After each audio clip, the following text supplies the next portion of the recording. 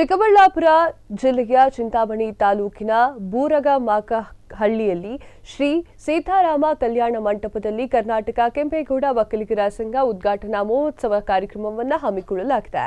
ಇದೇ 23ರಂದು ಸಮಾರಂಭ ನಡೆಯಲಿದ್ದು ಒಕ್ಕಲಿಗರ ಸಂಘದ ಅಧ್ಯಕ್ಷರಾಗಿರುವಂತಹ ಜೆಎಸ್ ರಘುನಾಥ್ ರೆಡ್ಡಿ ಮಾಧ್ಯಮದೊಂದಿಗೆ ಮಾತನಾಡಿದ್ದಾರೆ.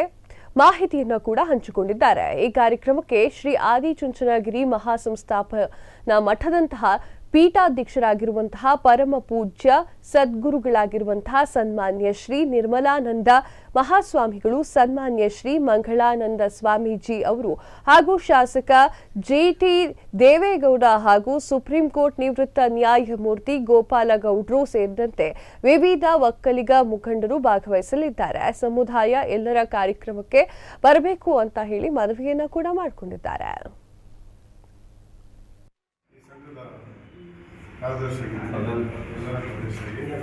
ಕರ್ನಾಟಕ ಕೆಂಪೇಗೌಡ ಒಕ್ಕಲಿಗರ ಸಂಘ ಏನು 23ನೇ ತಾರೀಕು ಇಲ್ಲಿ ಸಂಘ ಉದ್ಘಾಟನೆ ಮಾಡ್ತಾ ಇದ್ದಾರೆ. ಅದಕ್ಕೆ ನಮ್ಮ ಎರಡು ಕೋಲಾರ ಮತ್ತು ಚಿಕ್ಕಬಳ್ಳಾಪುರ ವಿಭಾಗ ಜಿಲ್ಲೆ ಏನು ಇದೆ ಎರಡೂ ಒಕ್ಕಲಿಗರ ಕುಟುಂಬದವರು ಹೆಚ್ಚಿನ ಜನಸಂಖ್ಯೆಯಲ್ಲಿ ಸೇರಿ ಈ ಸಂಘವನ್ನು ಯಶಸ್ವಿಗೊಳಿಸಬೇಕೆಂದು ಕೋರುತ್ತೇವೆ.